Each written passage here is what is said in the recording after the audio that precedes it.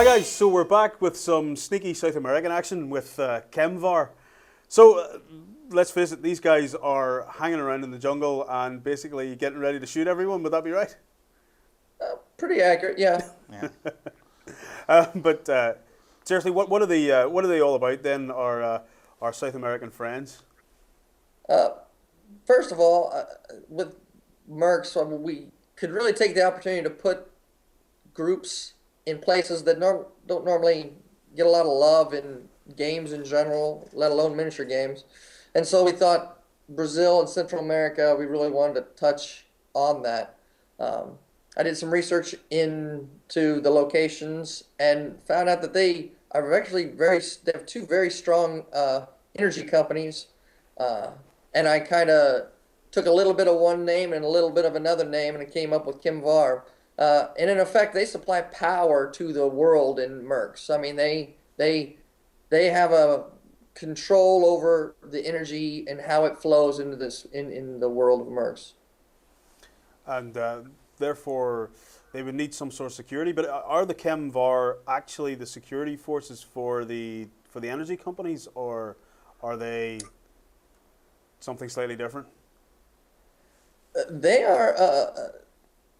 are the security company, but they are a little bit more offensive minded than, say, CCC or USCR. They are go out and do and find out if other people are stealing energy, developing other energy, and getting rid of those, getting rid of the competition.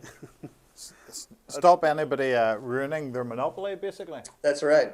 Yeah. That's it. Well, okay, so the Kemvar then, they're a lot more close combat as well, which the assault leader sort of epitomizes with his nasty sword, I suppose. Mm-hmm. He's got a sword and a sort of SMG machine pistol type weapon, isn't it? Yep. Again, as he's the leader, he would probably be one of the ones who you just include to get your leadership bonus. Yep. But he's got a sort of good close up, or at is he long range or sort of medium to short? He's a good medium range character. I mean, his weapon is good in medium and long range. The sword really fools people. They think he's probably great at melee, and what he is if someone closes into melee with him or hand to hand with him, he can take care of himself and probably take care of the opponent too. But he's not going to be the move into combat and take someone out with his sword kind of guy. It's more of a defensive measure. Yeah. Would that be a good sort of general idea for what the assault leader for Kemvar does? Is that he's generally defensive. His shooting would be he would be focused more on suppression rather than actively trying to shoot a lot of guys. Would you say? I would think so, especially in light of the heavy on Kemvar. Yeah, he's good at suppression. Okay, well let's quickly get on and try and get to the heavy then. The heavy.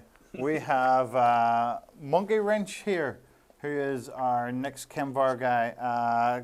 Is that the worm grenade this guy comes with, or is it? No, yes. This is the guy with the repair kits. Yeah. Oh, the repair kits, right? Okay. Is he your medic then, basically?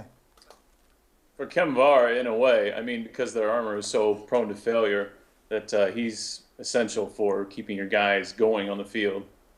Yeah.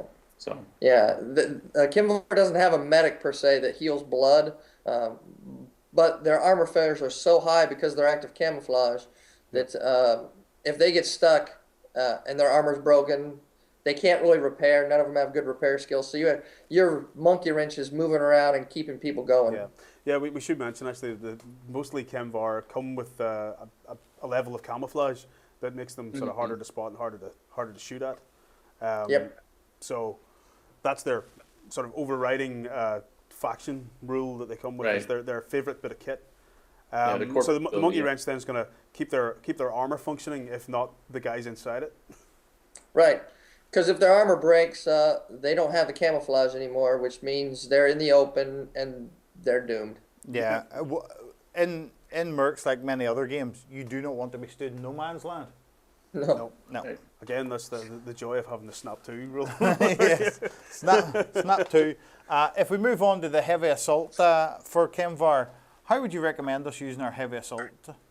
This is in my opinion, probably the most powerful figure in Kemvar, although a lot of people will like the assassin. They love how the assassin feels, but as far as on the battlefield shooting bullets, the heavy is so good, and I use him not to suppress, but on Overwatch almost exclusively. He has good movement. His templated attack is a very strong. It can be split. He just has a lot of versatility and can control a lot of battlefield real estate. Yeah. It's that if you can force the other person to go where you want them to go, then you're running the game. Well, That's exactly right. Push him into his killing zone and just open up with it. Yeah. If we move on to our sniper, we hear a lot about this sniper being particularly effective. I hear constantly off Justin, I want to play Kemvar because they've got the best sniper. Is this correct?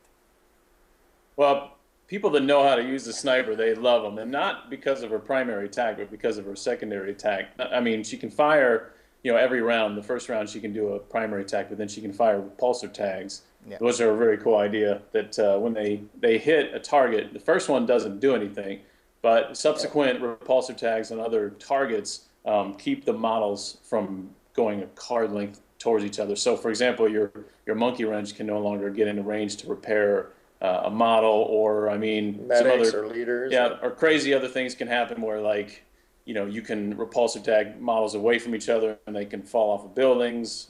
Some of the later models do that as well. It's just really pretty cool stuff. So, and once again, it's battlefield control. If you're stopping people from moving where they want to because they can't move into a particular area because there's a repulsor tag there, then you're controlling the battlefield. And if you play the rest of your people right, you should have them there waiting for. So would you say then the Kemvar, because of this sort of strength in the area of control, it makes them slightly harder to play, slightly more advanced perhaps than something like the CCC or maybe one of the USCR guys who are just a lot more straightforward early on, shooting? If you're just playing beginner rules, so no ACMs, they tend to be easier because of their active camouflage. Really raises the people's firing numbers. But as you move into the advanced combat maneuvers, people tend to think they're weaker because people figured out how to hurt them. Yeah. But that's when the learning curve for Kemvar really ticks up. And if you know how to use them, and trust me, my primary beta testers, it's his favorite faction. Yeah. He's so good with them, it's scary. Well, that's a control when it's played correctly is always the strongest way to play games. So then we have our assassin then. Kenny's favorite.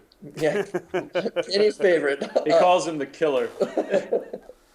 A lot of people, the assassin's a fun character. A lot of people love playing him because they love the charge effect and the double blood, and they like how much he moves and he's hard to hit. I find the assassin to be a very strong character. Everyone takes him, because he can get behind people and really cause havoc. It's how he's used that makes him so interesting. A lot of people use him as a missile, if you will, to send him up the field as soon as possible and really disrupt what the other people are doing.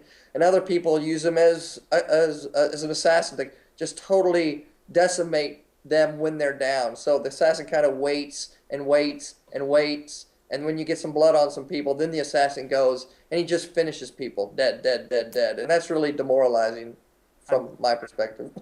I take it would be good as a distraction. The opponent's waiting and waiting and waiting for the assassin and not thinking about the rest of your army.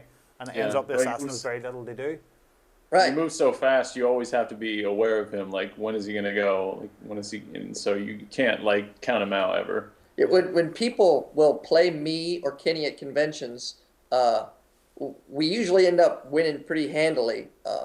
But they're getting better and better. And what happens is we'll just kind of, at the end of it, educate people and say, we don't necessarily have to do anything with this figure. The value of this figure is you're so worried about him, you're not going to play your game. Right. Once again, and that's what the assassin is. It's battlefield control yet again by not having to do anything. That's right. By just having him lurk around in the corner of a board. But by chatting about how good he actually is and how killer he is, completely puts the other person off their stride. Well, that's it. Well, guys, what we'll do, we'll go and we'll come back later to have a look at some more Mercs factions.